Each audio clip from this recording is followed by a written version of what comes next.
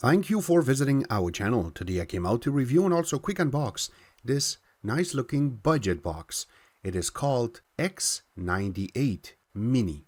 I have to mention that this box is S905W2 chipset, comes with 4GB of RAM, 64GB internal storage, and on top of that this comes with 5G network and 10100 LAN. So let's go through and check it out. I do not want to forget, if you haven't subscribed to our channel, click the subscribe button.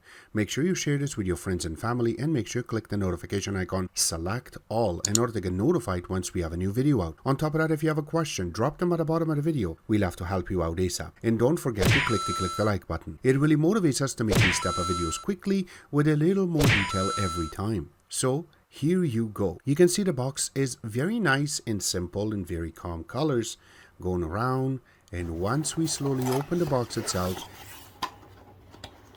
and take the components out one by one, here are all the components that are part of the box. It comes with this user manual. You can see all the information about it and what's included inside of the box. Now when you open it, it talks about the connection diagram on how you're going to be able to connect it, but when you look on the front, it talks about the sides, which we will cover in this video. Also installation steps. When you go to the back, it talks about the screen casting, and then on the other side of it, it says about the features. It comes with an IR remote, and it is inside of a plastic.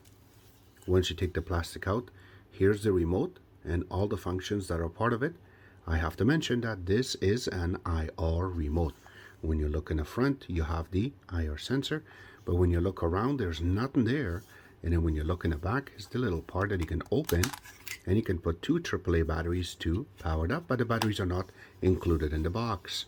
But once you go to the front, you have your basic functions to go through. But for Android box, you really require to have an air mouse remote. It also comes with this HDMI cable, and here is the power connector. It is 5V 2 amps created for Canada, United States, and this part is going to be connected to the box. Then comes the big moment. The box itself is sitting inside of a little plastic, and once you take it out, this how nice the actual box looks. There is a little more film on top so that way it doesn't get scratched. We're not going to open it for now, but once you go around it here, this is how it really looks. So when you turn it on, there will be a little LED light, which we will show in a few seconds. Going to one side of it, you can see it has two USB ports, which is USB 2.0, and then you have a micro SD card slot. Going to the back part of it, you have one IR extender, which the wire is not included.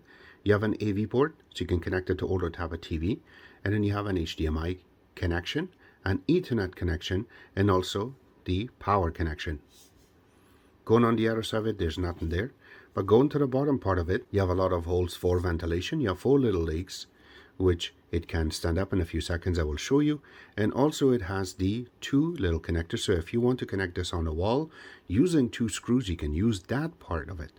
And then your MAC address is in the bottom. And if you look really closely, there is a little part which is really nicely printed on it. It will tell you the model number and how much RAM it has and how much internal storage it has. So it's 4GB of RAM and 64GB internal storage. I really like that. And let's go through and connect it. So always when you're connecting, make sure you connect your HDMI connection first, and then the power. Now when you're connecting the power, the top light lights up right away. That's not the only thing. If you have a air mouse remote, go ahead and connect it now. Mine is right here. I will connect it. And here's that little light that we were talking about when it boots up, what you should see. Alright, so once it boots in, this is what you should see first, is their nice logo. And yes, it goes through this animation, which is from a stock Android OS, which I really like, and we're just going to wait for it to go to main screen. And here you go, this is their main launcher. As soon as it goes in, this is what you should see. One thing I really like about this is it's kind of 3D. So if you want to change icons, this is how it happens. See that? Now when you look on the top, you have their time and date, and that's incorrect. And then this shows that the Bluetooth is on. Now going to the bottom, you have settings, all apps, and I don't know what this is. So let's click on it. You can change backgrounds using this. So if I have to change it to this one, I just have to click and then I'm going to say confirm, and the background just changed. Now these backgrounds are something that is part of the actual launcher as a default.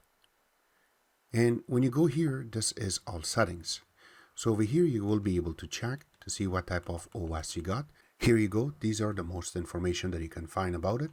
Device name is there, and go and it says OS is 11. So we will get out of these.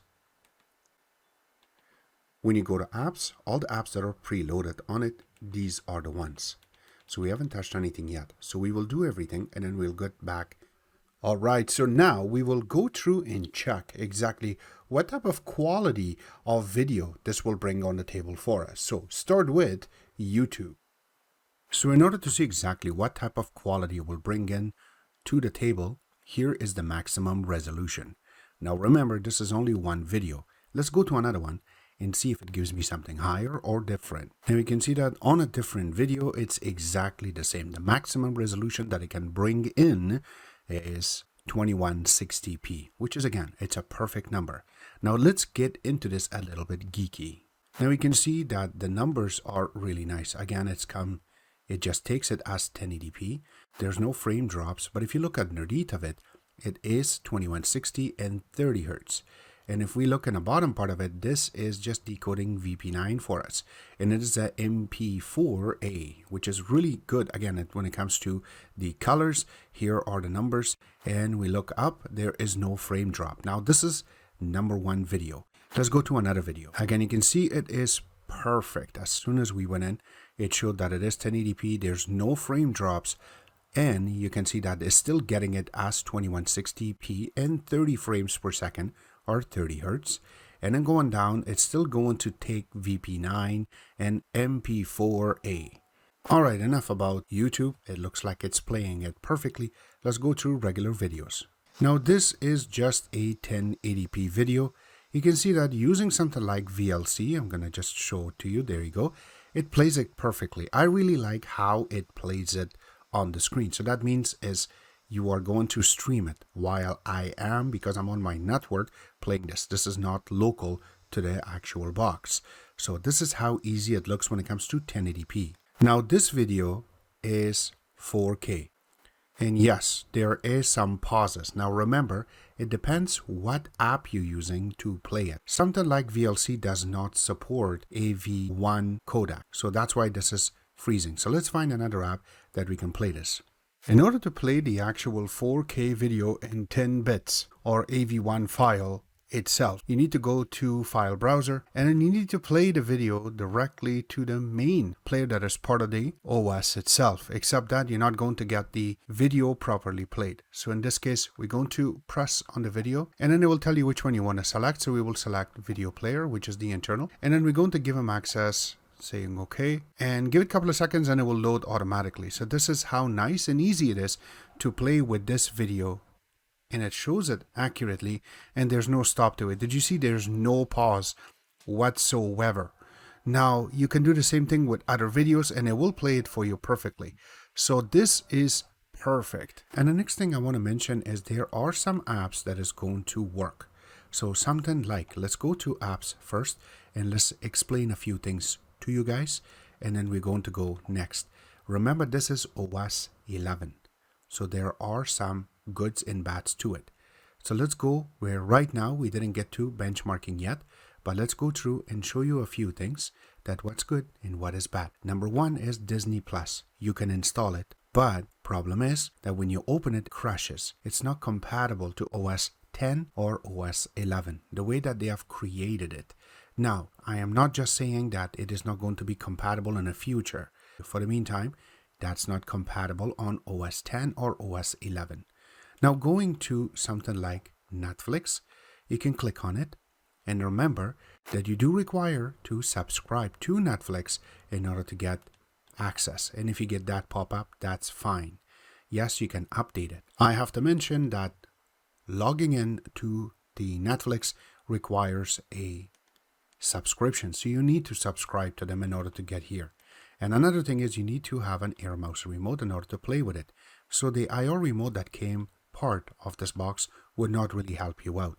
But you can see that the genre is really big and you can get this quality. So the maximum quality that you can get from this is 540p, just to be on a safe side. But the app that comes in it can get really old and it would not work. So if you get stuck, don't worry, ask us question. We have some guidelines on our website that we can help you out to get you up to date. Now the next thing I want to go to is going to be AIDA64. So once you go to AIDA64, you can see the manufacturer is Droidlogic, but here you go, it says X98 Mini, which is a proper name. And then going down, you have everything there. And then the RAM is 4 GB. How much has been used and how much is available. Going down, the internal storage is 64 GB. And you can see how much has been used and how much is available. Now, that's not the only thing. We also have an external space, which is 16 GB hooked up. And it shows that too, which is really cool. Bluetooth on this is Bluetooth 4.2, so it shows up as 4+. Now, going under CPU itself, it is ARM Cortex A35 and it is quad-core processor running on 1800 MHz. And if you look at it, the actual chip is created for 64-bit, but is running on 32. Going down, you have the CPU clocks, so you can see that it doesn't really go all the way. And yes, sometimes it does go up to 1800, but you can see it's always lower. And the CPU utilization is very low, which is really good. And the governor is scheduled. Now going at the display itself, the native resolution is 1080p. It is running on 61 dpi, which is really good.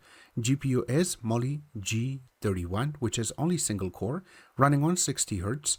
But the OpenGL is 3.2, which is really good. That means the gaming will be awesome when you want to play on this.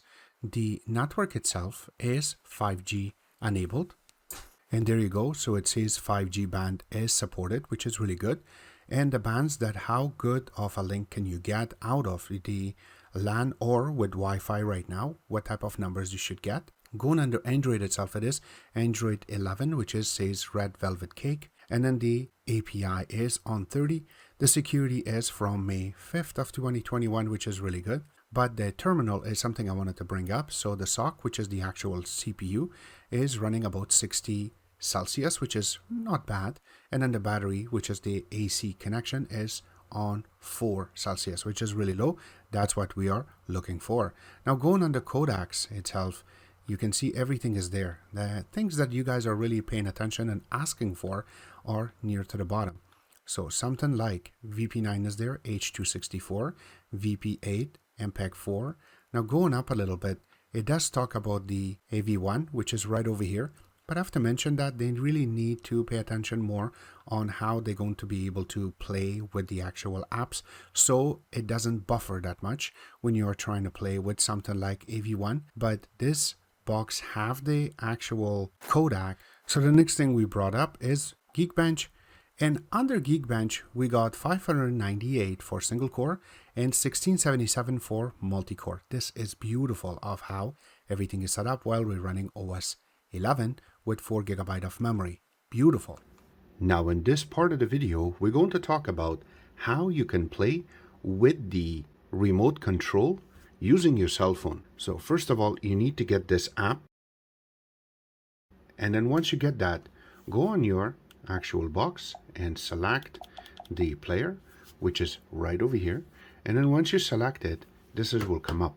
Now it gives you your IP address. Also, it tells you what SSID you're going to use if you are connected via Wi-Fi, and then also the version that is running. So I already downloaded mine. When you go to it, it takes a couple of seconds for it to go through. One thing I have to mention is there is a server version. Don't download that. There's a remote version that you need to get. Once you get it, this is how it looks. So first of all, you need to go to your settings. That's one thing I don't like about the app that is on the phone. There is ads to it. So once it's done, just click on done, and then it shows up how many devices is connected in this. And then that way you can click on it and then you can play with it. So mine is right over here. So when I select it, it gives me a bunch of options in the bottom. And there you go. So you can also use it as a mouse pad. And that's what comes up. Now watch the cursor on the screen. When I move, you see that it moves. So the latency is not that much, which is perfect. That's what we want to learn. And then if you want to get back, just press this, and then you can select your D-pad, which is this one, and then that way you can play with this. Now, one thing I have to mention is when you press home, sometimes it does not work too. So in order to do that, grab your remote and then press home so you can get out, and now you can play with your apps very easily to go through. Gaming pad 2, and just have to click on it, and now you will be able to play a game, which we will do in a couple of seconds. Now for mirroring the screen, once you go to your Miracast app, your name will show up in here.